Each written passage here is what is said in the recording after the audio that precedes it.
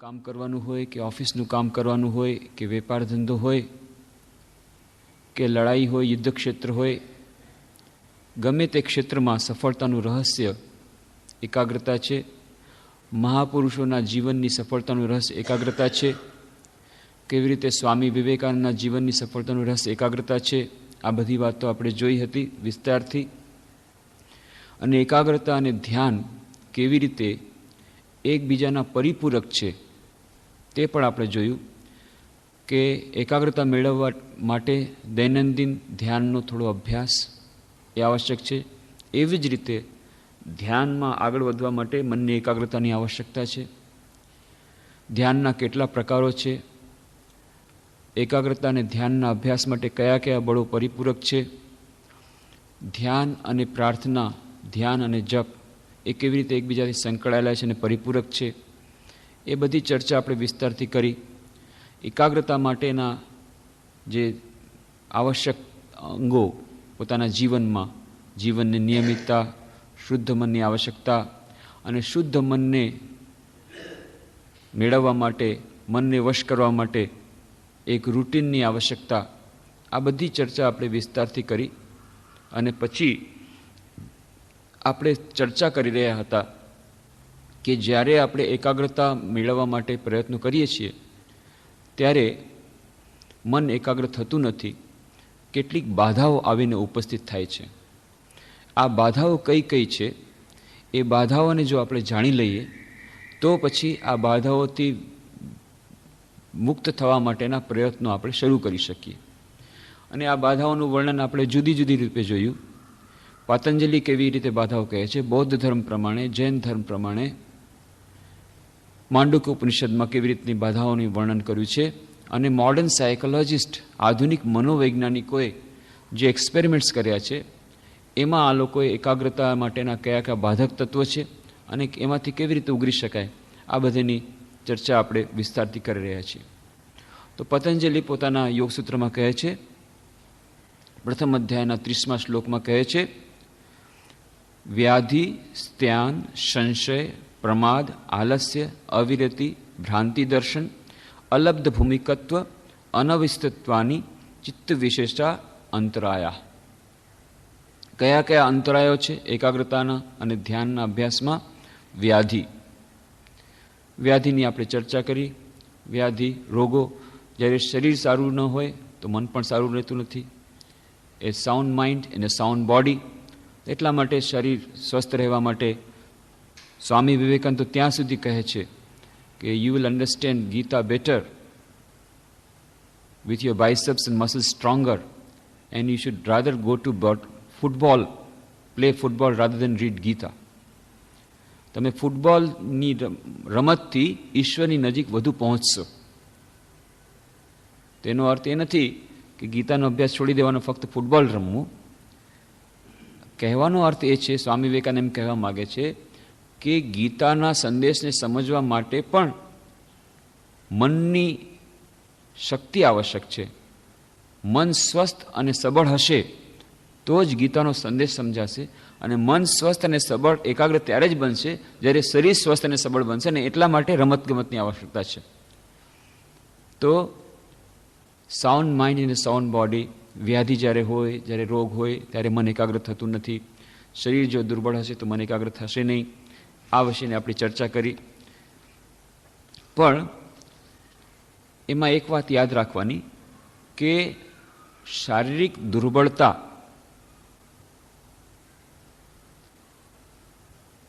એ તો આપણે દૂર કરવાની જ છે. પણ ક્યારેક ક્યારેક આપણે મિથ્યાભ્રમ થઈ જાય છે કે અમે શરીરથી દુર્બળ છીએ. આ મિથ્યાભ્રમ વળી એક નવું કોમ્પ્લેક્સ ઉત્પન્ન કરે છે. એનાથી પણ સાવધાન રહેવાનું. ઉપનિષદમાં કહ્યું છે, નાયમાત્મા બલહીને લભ્યા.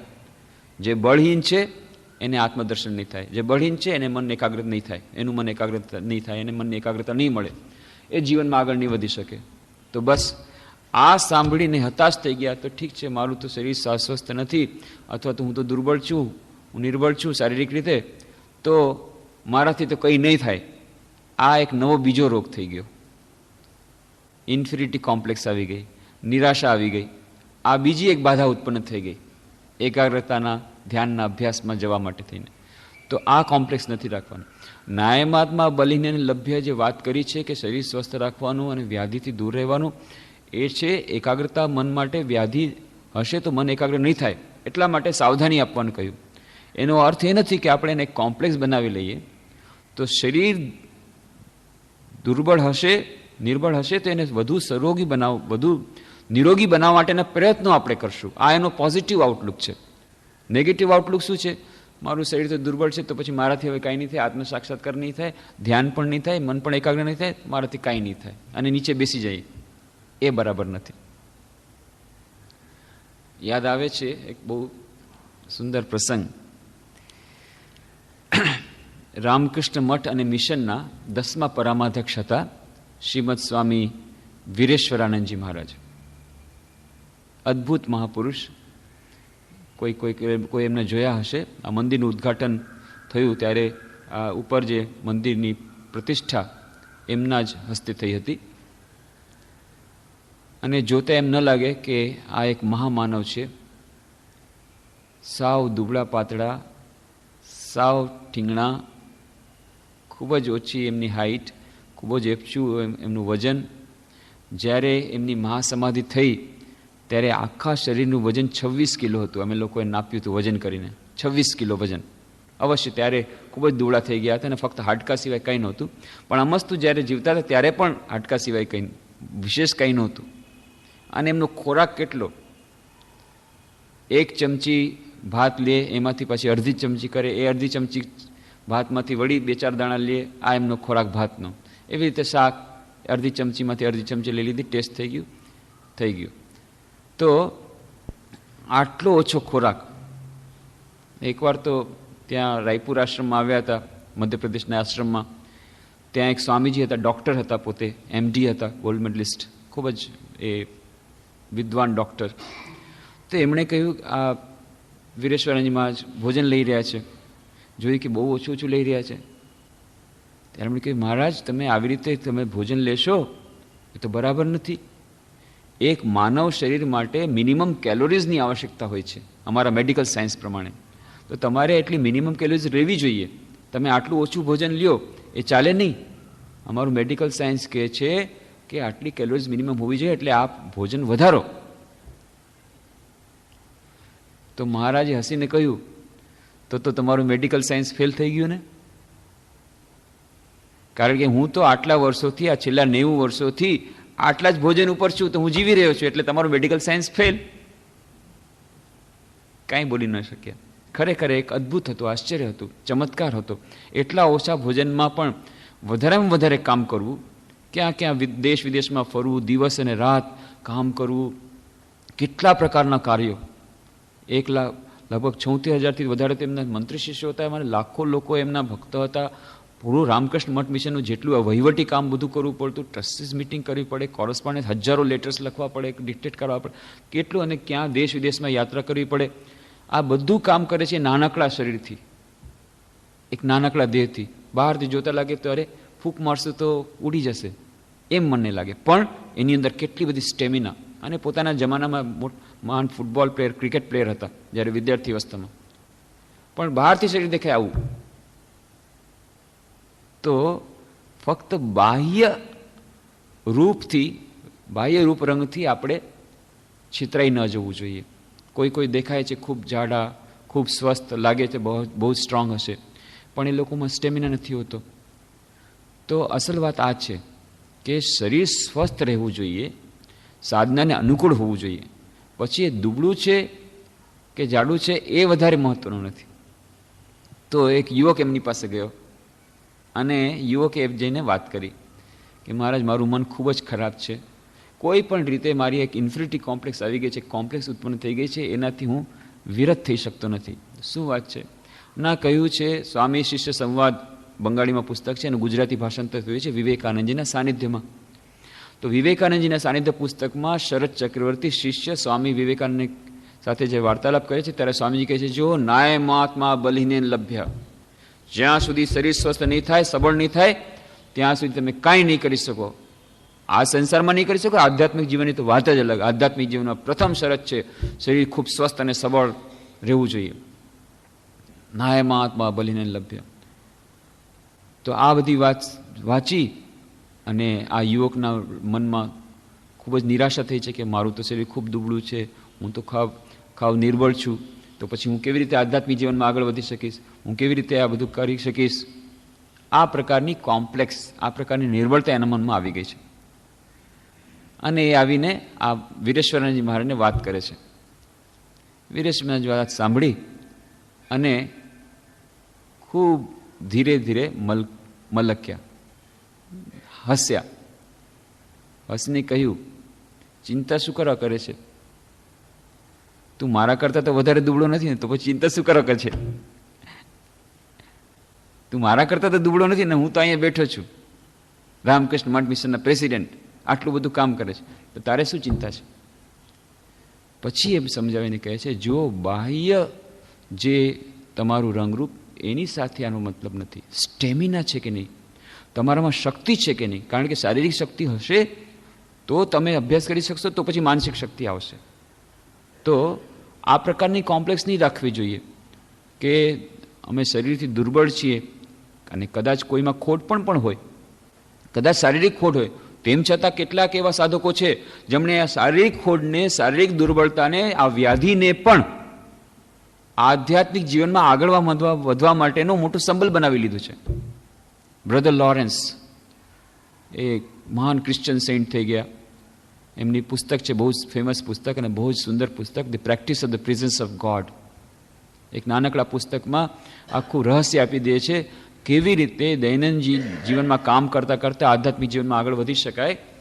તો બ્રધર લોરેન્સ પત્રોમાં લખતા હતા કે જુઓ, we are nearer to god when we are sick rather than we are well. આપણે જ્યારે બીમાર હોઈએ છીએ, જ્યારે આપણે વ્યાધિ હોઈએ છીએ, ત્યારે કદાચ આપણે ભગવાનની વધુ નજીક હોઈએ છીએ. કેમ? ઘણા કારણો. એક તો આ વ્યાધિ આવી છે, શું કરવા? ભગવાને આપણને આશીર્વાદ રૂપે મોકલી છે, જેથી આપણા કર્મો જલ્દીથી ક્ષય થઈ જાય, નંબર 1. અને નંબર 2, એ સમયે આપણને ભગવાનની કૃપાનો વધુને વધુ અનુભવ થાય, વધુને વધુ નજીક રહીએ, આ અવસરનો લાભ ઉઠાવીએ. કારણ કે ત્યારે બીજું બધું તો કામ થશે જ નહીં, તમારી પાસે સમય છે. અને જો એને એવી રીતે લઈ લેવામાં આવે તો આ વ્યાધિ પણ આશીર્વાદ સ્વરૂપ બની જાય છે. તો શરીર સ્વસ્થ અને સબળ રાખવાનો પૂરતો પ્રયત્ન કરીશું, પણ જો કદાચ કોઈ જાતની વ્યાધિ આવશે તો વ્યાધિને પણ એ એકાગ્રતા અને ધ્યાનમાં, અભ્યાસમાં આગળ વધવા માટેનું આપણે રસ્તો બનાવી લેશું. એવી જાતનું ફર્મ ડિટર્મિનેશન, એવી જાતનો દ્રઢ નિશ્ચય કરવો પડશે. અને જેમ સ્વામી તુર્યાનંદજીની વાત કરી કે શરીર જાણે, રોગ જાણે, મન તું આનંદમાં રહે, એ વાતને યાદ રાખશું તો વ્યાધિના સમયમાં પણ એકાગ્રતા અને મન એકાગ્રતા રાખી શકીશું. પણ બની શકે ત્યાં સુધી શરીરને સ્વસ્થ રાખવા માટેના જેટલા નિયમો જળવાઈ શકે એનો પૂરતો પ્રયત્ન કરીશું. એના માટેનું એક્સરસાઇઝ લેવી પડે, વ્યાયામ લેવો પડે, ભોજન લેવું પડે, રેગ્યુલર રૂટીન રાખવું પડે, એ બધું આપણે કરશું. એ સિવાય તેમ છતાં પણ જ્યારે જ્યારે વ્યાધિ આવશે તો એને પણ આપણે આધ્યાત્મિક જીવનમાં આગળ વધવા માટે, એકાગ્રતા ધ્યાનમાં આગળ વધવા માટેનો એક ઉપાય લઈ લઈશું. પછી આવ્યું હતું વ્યાધિ પછી સ્ત્યાનની વાત કરી કે મનની ચંચળતાને કારણે ક્યારેક બેસવાની જ ઈચ્છા નથી થતી, ધ્યાનમાં બેસવાની ઈચ્છા નથી થતી, ભણવામાં ઈચ્છા નથી થતી, એકાગ્ર કરવાની ઈચ્છા જ થતી નથી. આમાં અને પ્રમાદ અને આલસ્યમાં જે અંતર છે એ આપણે વિસ્તારથી ચર્ચા કરી હતી.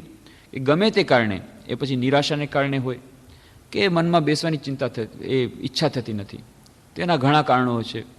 તેમાંના કેટલાક કારણો એવા છે કે જેમ કે એક વિદ્યાર્થી 12મા ધોરણમાં 2 વાર પરીક્ષામાં ફેલ થઈ ગયો છે. હવે ભણવા બેસે છે ત્યારે એમ જ વિચાર આવે છે, 2 વર્ષ સુધી મેં આટલી બધી મહેનત કરી, એનું તો મને ફળ મળ્યું નહીં, એમાં હું ફેલ ગયો, તો હજી ફરી પાછું બેસીશ, ફરી પાછું મહેનત કરીશ, એનું ફળ મળશે એની શું ગેરંટી? તો મન ખરાબ થઈ ગયું છે, એટલે ભણવામાં પછી મન લાગતું જ નથી. જ્યાં ભણવા બેસે છે ત્યારે એમ લાગે છે જ્યારે ખૂબ આટલી બધી મહેનત કરી, જ્યારે ફળ ન મળ્યું તો આ વખતે મહેનત કરવાથી શું ફળ મળશે? એના કરતાં મહેનત જ નથી કરવી. આ પોતાનું એનું અચેતન મન એને એવી જાતનું સજેશન આપી દે.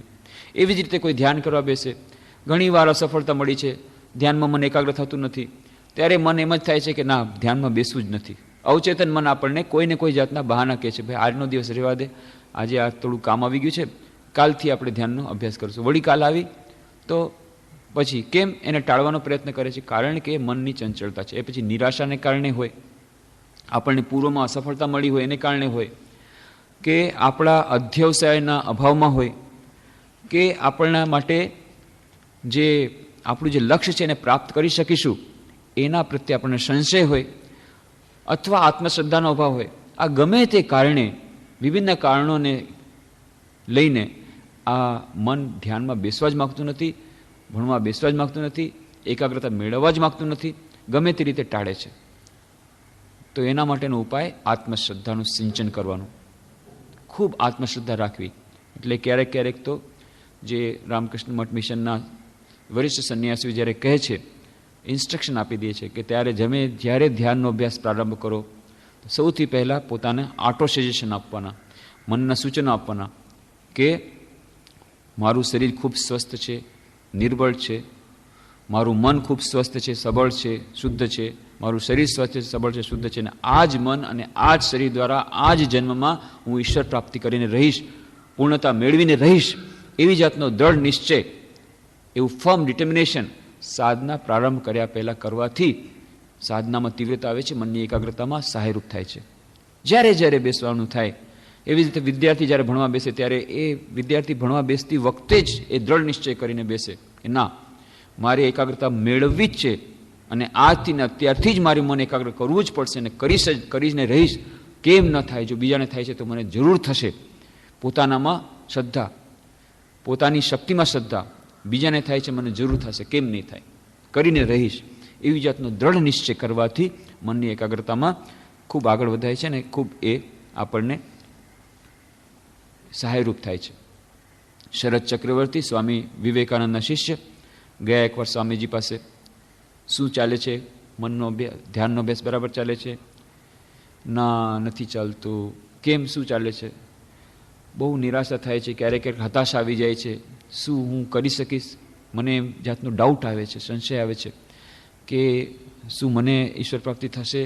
શું મને એકાગ્રતા મનની મળશે? શું મને આવી નિરોધની સ્થિતિ અથવા સમાધિની અવસ્થા મને પ્રાપ્ત થશે? મને તો નહીં થઈ શકે, મારું મન તો આટલું ખરાબ છે, મને નહીં થઈ શકે. આવી જાતના સંશય આવે છે, આવી જાતના ડાઉટ આવે છે અને એને કારણે મન ખરાબ થઈ જાય છે, મન ધ્યાનમાં બેસવા જ નથી માગતું. સ્વામીજીએ કહ્યું, નહીં નહીં નહીં, બિલકુલ આવા વિચારો ક્યારેય નહીં કરવાના.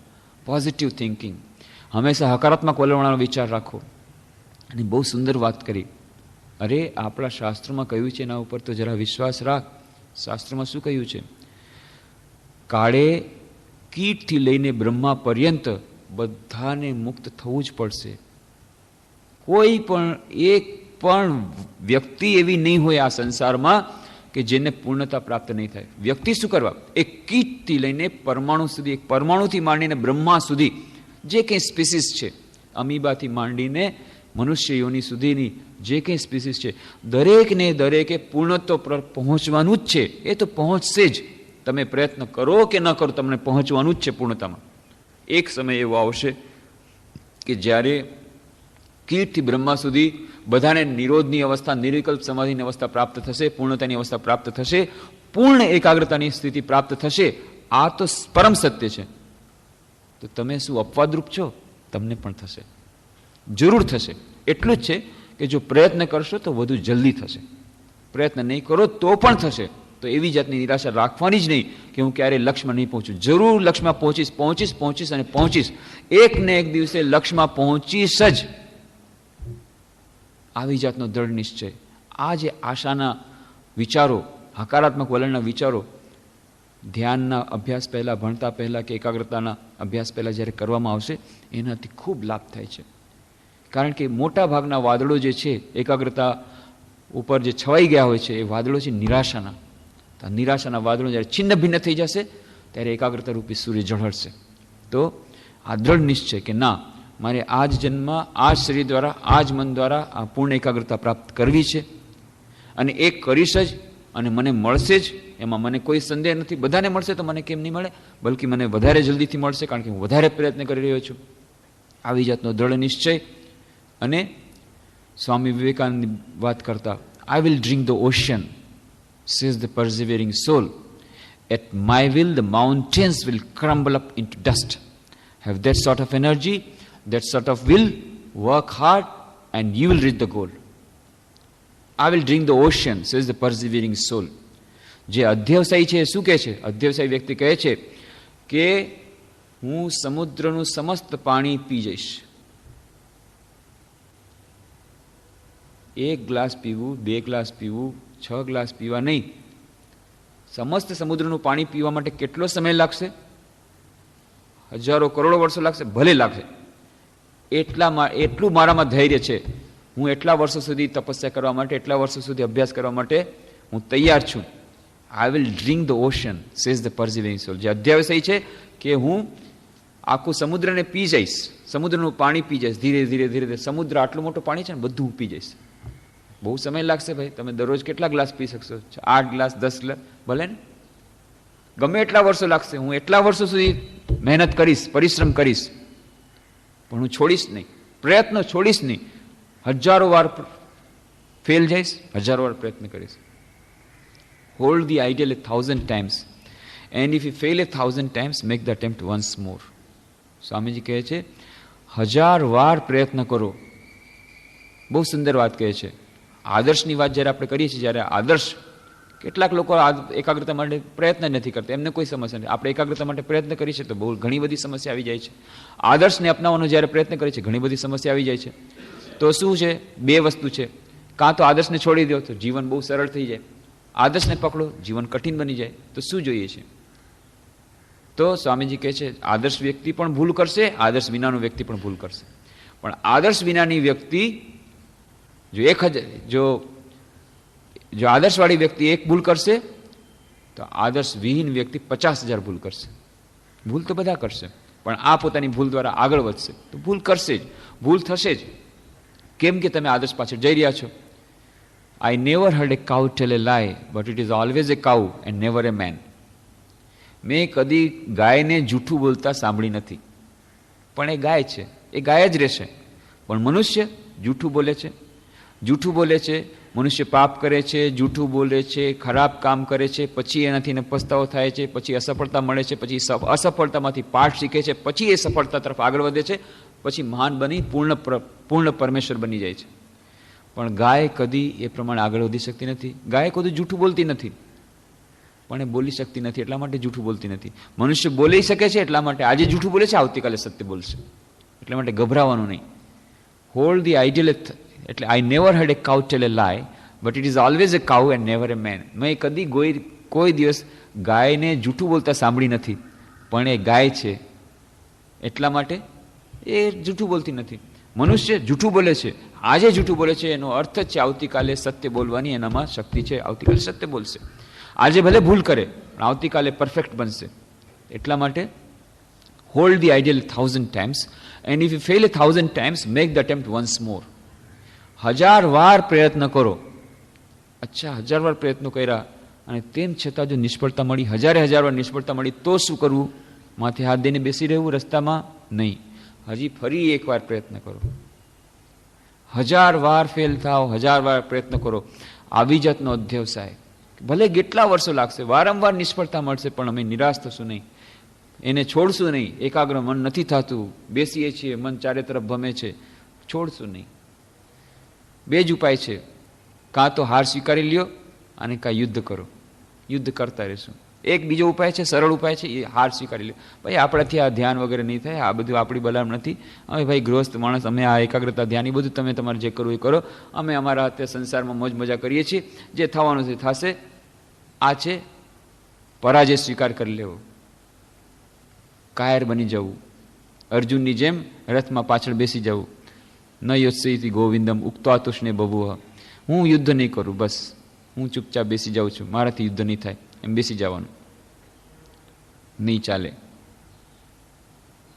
યુદ્ધ કરવું જ પડશે. જો આગળ વધવું હશે, એકાગ્રતામાં આગળ વધવું જ પડશે. જો સમાધિની અવસ્થા પ્રાપ્ત કરવી હશે તો ધ્યાનમાં આગળ વધવું જ પડશે.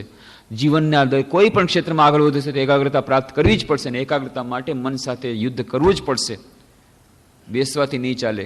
અને એટલા માટે જે વાત કરી હતી આપણે પાછલી વખતે, કે જે સ્વામી વિવેકાનંદ કહ્યું હતું, ગીતામાં બાકી બધા શ્લોકો તમે ભૂલી જાઓ, કાંઈ વાંધો નથી, ફક્ત એક જ શ્લોક જો યાદ રાખો તો એમાં ગીતાનું સર્વસ્વ સાર આવી ગયો છે. ક્લૈબ્યમ માસ મગમ પાર્થ નૈતત્વ યુપપદ્ધતે ક્ષુદ્રમ હૃદય દૌર્બલ્યમ તક્તોતિષ્ઠ પરંતપ. પહેલા જ કહે છે, જ્યારે અર્જુન કહે છે ચૂપચાપ બેસી ગયો, હું યુદ્ધ નહીં કરું, કુતસ્વા કશ્મલ વિદમ, વિષમે સમુપસ્થિતમ અનાર્યમ અજુષ્ટમ અસ્વર્ગમ અકીર્તિકર્મ અર્જુન. અર્જુન, તને આ કસમયમાં આવી જાતની નિર્બળતા દુર્બળતા ક્યાંથી આવી ગઈ? આવી જાતની કાયરતા તારામાં ક્યાંથી આવી ગઈ? આ કાયરતા તને શોભતી નથી.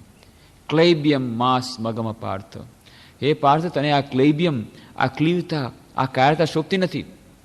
નહીં તત્વ પદ્ધતિ, તને આ શોભતી નથી. ક્ષુદ્રમ હૃદય દૌર્બલ્યમ તક્તોતિષ્ઠ પરંતપ. ઊભો થઈ જા યુદ્ધ માટે. હૃદયની ક્ષુદ્ર દુર્બળતાને દૂર ફેંકી દે અને ઊભો થઈ જા યુદ્ધ માટે.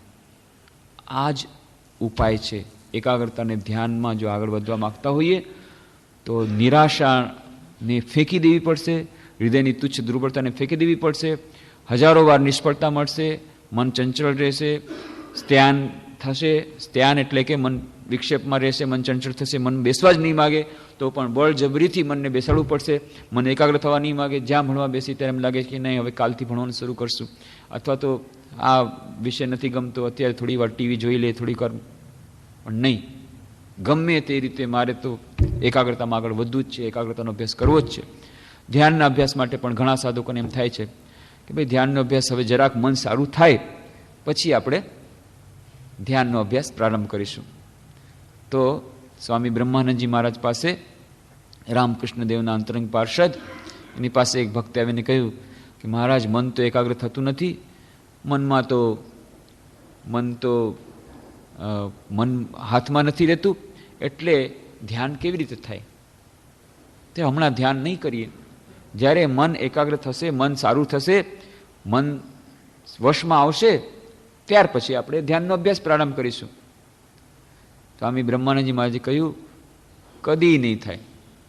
જો એના માટે બેઠા રહેશો કે આપણું મન બહુ સરસ થઈ જાય, મન એકદમ પોતાનું હાથમાં આવી જાય, મન સંયમમાં આવી જાય, મન આપણા વશમાં આવી જાય, પછી આ વશમાં આવેલા મન દ્વારા આપણે એકાગ્રતાનો ધ્યાનનો અભ્યાસ પ્રારંભ કરીશું, ક્યારેય નહીં થાય.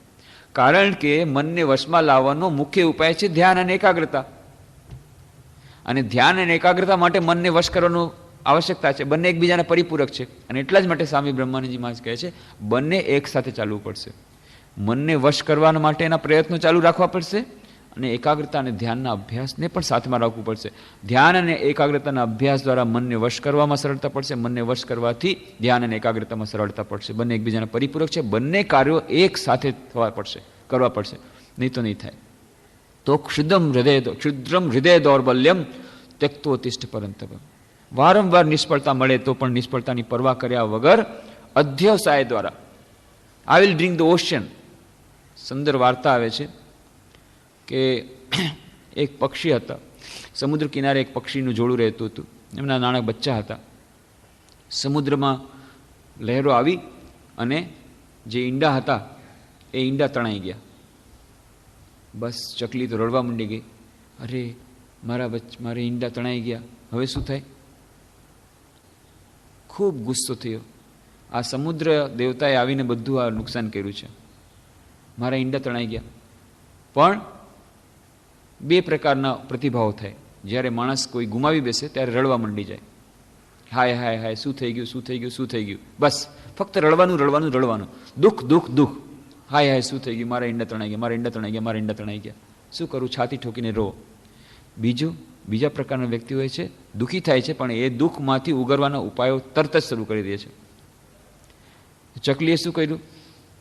ચકલો અને ચકલી કે મારે ઈંડા તો પાછા જોઈએ, સમુદ્રમાં ગયા છે, હવે સમુદ્રમાંથી પાછા કેવી રીતે મળે? તો એ લોકોએ શું કર્યું?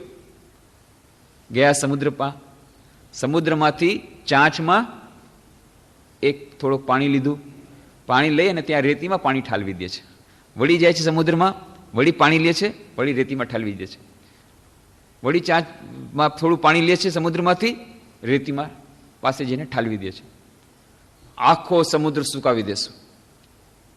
ઈંડા તો સમુદ્રમાં છે ને, સમુદ્રમાં પાણી જ નહીં હોય તો મારા ઈંડા મળી જશે. વિચાર કરો, ક્યારે એ કામ પૂરું થાય? આવડો મોટો સમુદ્ર, ચકલી નાના પોતાની નાની ચાંચમાં થોડું પાણી લઈ સમુદ્રમાંથી લઈ અને રેતીમાં ઠાલવે છે, તો કેટલા વર્ષો લાગશે? ક્યારે પૂરું થશે કામ અને ક્યારે એને ઈંડા મળશે? અશક્ય લાગે છે કે નહીં?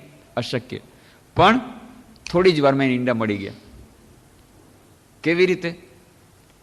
જ્યારે સમુદ્ર દેવતાએ જોયું કે અરે આ શું ગજબની વાત છે, આ ચકલી કરી શું રહ્યા છે? ચકલી કરે છે સમુદ્રને અમે સમુદ્રનું પાણી સૂકવી નાખશું એટલા માટે પુરુષાર્થમાં લાગી ગયા છે. અને અશક્ય જેવું કામ પણ અધ્યવસાય દ્વારા, કે ભલે હજારો લાખો કરોડો વર્ષો સુધી અમારે કરવું પડશે, પણ મારે તો મારા ઈંડા જોઈએ જોઈએ. એટલા માટે પાણી લાવે છે ચાંચમાં, આવીને પાછું નાખી દે છે. વળી ચાંચમાં પાણી લાવે છે, વળી રેતમાં નાખી દે છે. અને આ જોઈને સમુદ્ર દેવતા પ્રસન્ન થઈ ગયા. વાહ, ગજબ છે તમારો અધ્યવસાય, ગજબ છે તમારો પુરુષાર્થ. આવડો મોટો પુરુષાર્થ તમે આદર્યો છે, સમુદ્રને સૂકવી નાખવાનો પુરુષાર્થ તમે આદર્યો છે. સમુદ્ર દેવતા પ્રસન્ન થઈ ઈંડા હાથમાં આપી દે છે, લ્યો તમારા ઈંડા. તો જ્યારે એકાગ્રતા અને ધ્યાનના અભ્યાસમાં આપણે આગળ નથી વધી શકતા, ઈશ્વરની કૃપા આપણને ક્યાંકથી એક મદદ મળી જાય અને અદ્ભુત રીતે આપણે આગળ વધી શકીએ, ખબર પણ નહીં પડે. આપણને પોતાને આશ્ચર્ય થશે, અરે આટલી સફળતા આપણને મળી શકતી હતી, કોઈ જાતની આપણને આશા નહોતી, પણ એ મળશે, ક્યારેક મળી જાય છે. ઈશ્વરની કૃપાથી તો કોઈ પણ વસ્તુ અશક્ય નથી. ક્યારે કોને કેવી રીતે મળી જશે કંઈ ખબર નહીં. મનની અંદર તો અનંત શક્તિ છે, ક્યારે અનંત શક્તિ પ્રગટ થઈ જશે કંઈ કહેવાય નહીં, ક્યારે આ પડદો ચીરાઈ જશે કંઈ કહેવાય નહીં. પણ એ થયું ક્યારે? જ્યારે સમુદ્ર દેવતાએ જોયું કે પુરુષાર્થ કરી રહ્યા છે અને એવી જાતનો અધ્યવસાય કરી રહ્યા છે, એની વિશેની આપણે વાર્તા પણ કરી કે નારદ મુનિ ત્યાં જઈ રહ્યા છે. એક જણાએ તો કહ્યું, જ્યારે સાંભળ્યું કે હજી એને 4 જન્મ લેવા પડશે તો રડવા માંડી ગયો. અરે અમે આટલી તપસ્યા કરી, હજી મને 4 જન્મ લેવા પડશે? અરે એ રડવા માંડી ગયો. બસ એની સાધના ત્યાં જ પૂરી થઈ ગઈ. પણ બીજી વ્યક્તિ, એને જ્યારે નારદ મુનિએ કહ્યું કે ભગવાને કીધું છે કે આ આંબલીના ઝાડમાં જેટલા પત્તા છે, જેટલા પાંદડા છે, એટલા જન્મો તારે હજી લેવા પડશે, પછી તારી મુક્તિ થશે. હે, ભગવાને કીધું મારી મુક્તિ થશે? થશે તો અવશ્ય ને, આટલા પાંદડા જેટલા જન્મથી મુક્તિ અવશ્ય થશે. વાહ વાહ વાહ, આનંદમાં નાચવા માંડી, મારી તો મુક્તિ થશે, મારી મુક્તિ થશે. આટલા જન્મો સુધી ભલે હું તપસ્યા કરીશ, આટલા જન્મ ભલે તપસ્યા કરીશ, અધ્યવસાય હું તપસ્યા કરવા માટે તત્પર છું, પણ છેવટે મુક્તિ મળશે ને. વાહ વાહ વાહ. અને એટલો આનંદમાં આવી ગયો અને આકાશવાણી થાય છે, વત્સ ધન્ય છે તારી અધ્યવસાયને, ધન્ય તારા પુરુષાર્થને, આ જ ઘડીએ તને મુક્તિ મળશે, આ જ ઘડીએ તને વૈકુંઠ લોક મળશે. તો વાત ત્યાં છે, જો આપણે અધ્યવસાય રાખીશું, આપણે પુરુષાર્થમાં લાગી રહીશું, આપણે જો નિરાશાને વાદળાને આવવા નહીં દઈએ, ક્યાંક ત્યાં અણધારી સહાય મળશે, ક્યાંક ત્યાં અણધારી કૃપા મળશે. પણ પુરુષાર્થ એ કૃપાની પ્રથમ આવશ્યક સીડી છે. પુરુષાર્થ એ કૃપાનો પ્રથમ દ્વાર છે. પુરુષાર્થના દ્વારથી જ કૃપાનું વર્ષણ થાય છે. પણ આપણે શું કરીએ છીએ? કૃપા થશે તો થશે, એટલા માટે પુરુષાર્થ છોડી દઈએ છીએ. ક્યારેય નહીં થાય. પહેલા તમે પક્ષીની જેમ થોડુંક તો કામ શરૂ કરો, ભલે બીજા લોકો હસશે, ઓહો આવડું મોટું કામ ઉપાડ્યું, સમુદ્રને સૂકવી નાખવાનું કામ ઉપાડ્યું. મનને એકાગ્ર કરવું એ સમુદ્રને સૂકવી નાખવા જેટલું જ મહાન કામ છે. ભગવાન બુદ્ધ ત્યાં સુધી કહે છે કે કોઈ પણ એકલે હાથે હજારો વ્યક્તિઓને એકલે હાથે લડાઈમાં સામનો કરી શકે એ શક્ય છે, પણ પોતાના મનથી લડવું એ એના કરતાં વધુ કઠિન કામ છે. આટલું મોટું કઠિન કામ જ્યારે આપણે ઉપાડીએ તો લોકો હસશે, લ્યો આવું અશક્ય કામ. એકાગ્રતા કરવાનું કામ, ધ્યાન કરવાનું કામ પ્રારંભ કરી દીધું. પણ આપણે જો લાગ્યા રહીશું, પુરુષાર્થમાં લાગ્યા રહીશું, તો જરૂર આવી અણધારી સહાય આવશે. તો hold the ideal 1000 times and if you fail 1000 times make the attempt once more. 1000 વાર નિષ્ફળ જઈએ તો પણ નિષ્ફળતાથી ગભરાવાનું નહીં, ફરી એકવાર પ્રયત્ન કરવાનો, આ એક ઉપાય. અને I will drink the ocean, says the persevering soul. At my will the mountains will crumble up into dust. Have that sort of energy, that sort of will, work hard and you will reach the goal. આ બીજું વાક્ય યાદ રાખવાનું છે. શક્તિદાયી વિચાર, thoughts of પાવરમાં સ્વામી વિવેકાનંદ કહે છે શું? I will drink the ocean, says the persevering soul. અધ્યવસાય શું કહે છે? હું સમુદ્રનું સમસ્ત પાણી હું પી લઈશ, ભલે કરોડો વર્ષો લાગે. એક, અને મારી દ્રઢ ઈચ્છા શક્તિ દ્વારા, at my will the mountains will crumble up into dust. સમુદ્ર પૂરો સમસ્ત પર્વતોને ચૂરે ચૂરા કરી નાખીશ, એવી મારામાં દ્રઢ શક્તિ છે. સમસ્ત પર્વતોને ચૂરાચૂર કરી નાખવા જેટલી દ્રઢ ઈચ્છા શક્તિ અને એવી જાતનો અધ્યવસાય, આવી જાતની ભાવના રાખવાની. વિશેષ કરીને જ્યારે આપણે એકાગ્રતાના અભ્યાસ માટે બેઠા હોઈએ, ભણવાનું હોય કે ગમે તે કામ હોય કે ધ્યાનના અભ્યાસમાં બેસતા પહેલા પોતાના મનમાં આવી જાતના વિચારો જો ઓટો સજેશન રૂપે દઈએ, સૂચનો રૂપે દઈએ, આ વસ્તુને યાદ રાખીજો. સ્વામી વિવેકાનંદે કહ્યું હતું, I will drink the ocean, says the persevering soul, at my will the mountains will crumble up into dust. આવી જાતના વિચારોને જો આપણે આપતા રહીએ તો એનાથી શક્તિ આવશે. આજે નિરાશાના વાદળો દૂર થઈ જશે, એનાથી મનને એકાગ્ર કરવામાં ખૂબ જ સહાયતા થશે. તો આવી જાતનો અધ્યવસાય અને આ નિરાશાથી જે અસફળતા મળે એનાથી ગભરાવાનું નહીં, અને જે દ્રઢ નિશ્ચય કે ના, મારે એકાગ્રતાના અભ્યાસમાં આગળ વધવું જ છે. સ્વામી વિવેકાનંદ અને બીજા એમના ગુરુભાઈઓ શ્રી રામકૃષ્ણની મહાસમાધિ પછી ત્યાં વરાનગર મઠમાં એ ભૂતિયો બંગલો 11 રૂપિયા મહિને ભાડું, ત્યારના જમાનામાં કોઈ બીજા કોઈ ભાડે લેતા નથી, એટલા માટે એ લોકોને મળી ગયું. મોટું મકાન છે અને લોકો કહે છે ત્યાં ભૂત રહે છે, એટલા માટે બીજું કોઈ ભાડે લેતું નથી. આ લોકોએ ભાડે રાખી લીધું મોટું મકાન, અને પહેરવાને કપડાં નથી, ખાવાને અન્ન નથી, પણ બધા મસ્તીમાં છે, સાધનાની મસ્તીમાં. અને ત્યારે આ લોકો જ્યારે ધ્યાનનો અભ્યાસ પ્રારંભ કરતા, એવા ઊંડા ધ્યાનમાં ચાલ્યા જતા. ત્યારે ઊંડા ધ્યાનમાં સહાયરૂપ થવા માટે ભગવાન બુદ્ધનો એક શ્લોક છે, એ શ્લોક યાદ કરતા. ભગવાન બુદ્ધ જ્યારે તપસ્યા કરી રહ્યા હતા, જ્યારે ત્યાં બોધિગયામાં, અને છેવટે જ્યારે સુજાતાના હાથેથી પાયસ તેમણે ખીર ગ્રહણ કરી, અને પછી તેમણે ત્યાં નદીના તીરે એ બોધગયામાં એકદમ બેસી ગયા આસન જમાવીને. હવે હું આ આસન પરથી ઉઠીશ નહીં, જ્યાં સુધી મને સિદ્ધિ લાભ નહીં થાય ત્યાં સુધી આ આસન પરથી ઉઠીશ નહીં, એવા દ્રઢ સંકલ્પ સાથે ત્યાં બેસી ગયા. અને પછી તેમને બોધિનો લાભ થયો. તો ઇહાસને શુષ્યતુ મે શરીરમ ત્વગસ્થિ માંસમ પ્રલયમ ચ યાતિ અપ્રાપ્ય બોધિમ બહુકલ્પ દુર્લભમ નાયમાત ન કાયમાત ચલિષ્યતે. આ જે દુર્લભ, કરોડો જન્મોમાં પણ દુર્લભ એવો જે મોક્ષ છે, જે નિર્વાણ છે, જે જે સમાધિની અવસ્થા છે, જે મનની પૂર્ણ એકાગ્રતાની અવસ્થા છે, આ જ્યાં સુધી પ્રાપ્ત નહીં થાય ત્યાં સુધી હું આ આસન ઉપરથી ઉઠીશ નહીં. આવી જતા દ્રઢ સંકલ્પ સાથે ત્યાં બેસી ગયા. ભલે ને શરીર સુકાઈ જાય, માંસ, અસ્થિ, મજ્જા બધા અહીં સુકાઈને ખતમ થઈ જાય, શરીરનું જે થવાનું છે એ થશે, પણ હું ત્યાં સુધી આ આસન ત્યાગ કરીશ નહીં, આસન પર બેસીશ. આવા દ્રઢ નિશ્ચય સાથે બેઠા અને તેમને બોધિનો લાભ થયો. આ શ્લોકને યાદ કરીને સ્વામી વિવેકાનંદ એમના ગુરુભાઈઓ ઊંડા ધ્યાનમાં મગ્ન થઈ જતા. બસ કોઈ જાતને જ્યાં સુધી એમને લાભ નહીં થાય પરમ તત્વનો, પરમ એકાગ્રતા, ત્યાં સુધી નહીં ઉઠીએ. અને પછી એ લોકો તો ખાવા પીવાની કંઈ ઠેકાણું નથી, એમની ઈચ્છા પણ નથી, એ પ્રકારની કોઈ જાતની લાગણી જ નથી, ઊંડા ધ્યાનમાં મગ્ન થયા છે. ત્યારે એમના ગુરુભાઈ હતા સ્વામી વિવેકાનંદના, સ્વામી રામકૃષ્ણાનંદજી. તેઓ જાણે મઠની માતા સમાન હતા. ટ્યુશન કરીને થોડાક પૈસા મેળવતા, ને એ પૈસામાંથી ભાત કોઈ ખરીદી અને થોડા ભાત બનાવતા, અને ભાત અને કંઈક મીઠું મેળવી એના કોળિયા બનાવતા, અને આ મુઠ્ઠી બનાવી મુઠ્ઠિયા કોળિયા રાખી, અને આ ગુરુભાઈઓ જ્યારે ખૂબ કીર્તનમાં અથવા ધ્યાનમાં મગ્ન હોય, બળજબરીથી એના મોઢામાં નાખી અને એમને બચાવતા. તો આવી રીતે આ લોકો ત્યારે ધ્યાનમાં મગ્ન હતા. તો એના માટે કહેવામાં આવે છે કે જ્યારે આપણે ધ્યાન અને એકાગ્રતાનો અભ્યાસ કરીએ ત્યારે પ્રારંભમાં જ આવી જાતના વિચારો કે મારું શરીર સ્વસ્થ છે, સબળ છે, નિર્બળ છે, શુદ્ધ છે, મારું મન શુદ્ધ છે, સબળ છે, નિર્બળ છે, હું આ જ શરીર અને આ જ મન દ્વારા આ જ જન્મમાં ઈશ્વર પ્રાપ્તિ કરીને રહીશ, એકાગ્રતા, પૂર્ણ એકાગ્રતા મેળવીને રહીશ, અને આજે એકાગ્રતાના અભ્યાસમાં હું જ્યાં સુધી આગળ નહીં વધું ત્યાં સુધી આસનનો ત્યાગ નહીં કરું, અને મારામાં પૂર્ણ અધ્યાવસાય છે, હું કોઈ દિવસ છોડવાનો નથી, નિરાશાના વાદળોને હું દૂર કરી દઈશ, જરૂર હું સફળતા મેળવીશ, આની પહેલાં હજારો વાર ભલે અસફળ રહ્યો પણ હું જરૂર સફળતા મેળવીશ. આવી જાતના પોઝિટિવ અને દ્રઢ નિશ્ચયના વિચારો લઈને જો આપણે ધ્યાનનો અભ્યાસ પ્રારંભ કરીશું અથવા એકાગ્રતાનું ધ્યાન પ્રારંભ કરીશું, જ્યારે આપણે બેસીએ એનાથી ખૂબ સહાયતા થાય છે, ખૂબ એનાથી સહાયતા મળે છે. અથવા તો હજી બીજું છે, જે લોકોને ઈશ્વરમાં વિશ્વાસ છે એ લોકોને હજી વધુ સરળ છે. ધ્યાનમાં બેસતા પહેલાં ઈશ્વરને પ્રાર્થના કરી શકાય.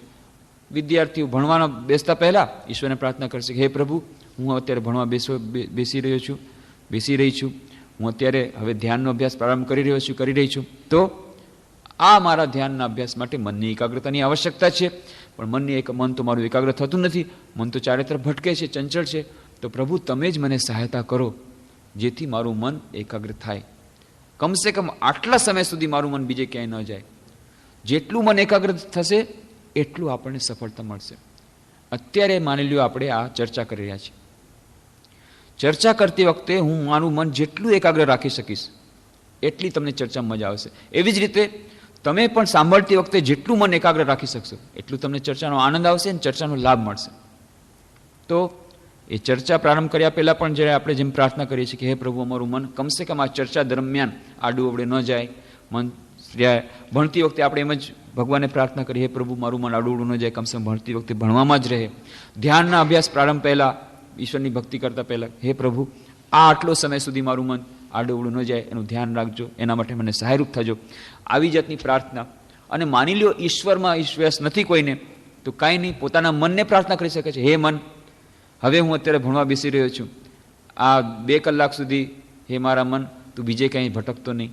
પછી 2 કલાક પછી તારે જ્યાં જવું હોય ત્યાં જજે, પણ હમણાં આ 2 કલાક સુધી તું ક્યાંય ભટકતો નહીં. આવી જાતના સૂચનો કે અત્યારે હવે 1 કલાક આપણે ચર્ચા કરવાની છે એકાગ્રતા ધ્યાનમાં, 1 કલાક સુધી હમણાં બીજો વિચાર કરવાનો નહીં. તારે જે કંઈ વિચાર કરવા હોય કે ભાઈ આજે શાકભાજી ખરીદવા ક્યાં જવાનું છે, કે પેલા નોટ્સ આપવા કયા દોસ્તાને ત્યાં કેટલા વાગે જવાનું છે, આ બધા વિચારો ચર્ચા પૂરી થઈ જાય એના પછી આપણે કરીશું. અત્યારે આ 1 કલાક હે મન તો આ બધા વિચાર કરતો નહીં. આવી જાતનું સજેશન, આવી જાતનું સૂચનો કોઈ પણ પ્રારંભ કરતા પહેલાં, એકાગ્રતાના અભ્યાસ પહેલાં ખૂબ જ લાભદાયી નીવડે છે. તો આ જે શરૂઆતમાં સંશય હોય કે ધ્યાન, સંશય, પ્રમાદ, આલસ્ય, આ બધા એકબીજાથી સંકળાયેલા છે. આ બધા જ આપણા આ એકાગ્રતાના ધ્યાનના અભ્યાસમાં નડતરરૂપ છે બધાય. તો સંશય એ આવે છે ત્યારે જ ધ્યાન આવે છે, ધ્યાન આવે છે ત્યારે સંશય આવે છે. સંશય જ્યારે આપણે પોતાની કેપેસિટીમાં સંશય આવે છે કે હું કરી શકીશ કે નહીં, મેળવી શકીશ કે નહીં, સફળતા મળશે કે નહીં, આ સંશય આવે છે ત્યારે ધ્યાન આવે છે. ત્યારે મન વિક્ષેપમાં પડે છે, ત્યારે મન બેસવા માગતું નથી. અને એને લીધે પછી પ્રમાદ આવે છે. પ્રમાદ એટલે ટાળવું. પ્રમાદ અને આળસ બેમાં ફરક છે. ધ્યાન છે કે મનની વિક્ષેપની શક્તિ, એ રજુગુણને કારણે થાય છે. અને આળસ છે તમુગુણને કારણે, કે નિદ્રા, ઝોકા આવે, ઝોલા આવે ભણવા બેસી ત્યારે અથવા ધ્યાનના અભ્યાસમાં, એ છે તમુગુણને કારણે થાય આળસ. અને પ્રમાદ છે દીર્ઘસૂત્રી બનવું. અચ્છા ઠીક છે પછી થશે, લાપરવાહી, બેજવાબદારી, બેપરવાહી.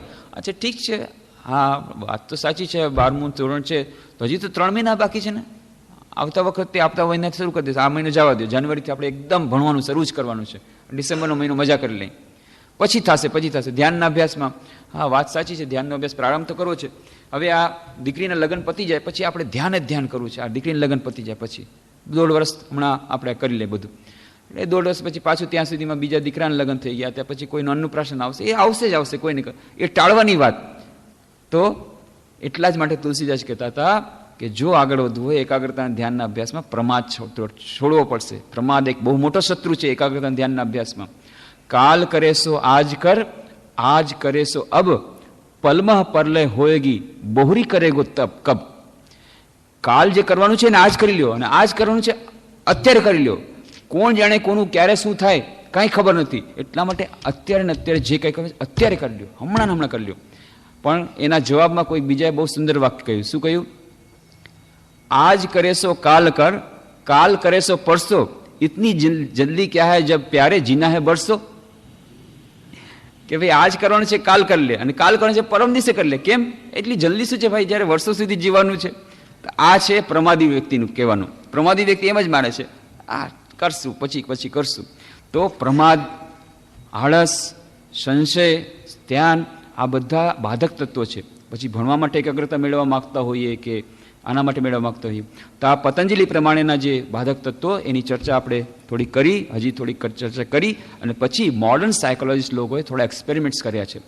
એક્સપેરિમેન્ટ્સના બેસિસ ઉપર ઘણી બધી પુસ્તકો બહાર પડી છે. એમાંનું થોડોક નિચોડ આપણે આપશું કે કયા બાધક તત્વો મોડર્ન સાયકોલોજીસ્ટ પ્રમાણે છે, અને એક્સપેરિમેન્ટ્સ કરીને એમણે દર્શાવી છે કે કઈ વસ્તુઓ દ્વારા આપણા મનની એકાગ્રતા વધી શકે. એ બધાની ચર્ચા આવતા શનિવારે નહીં.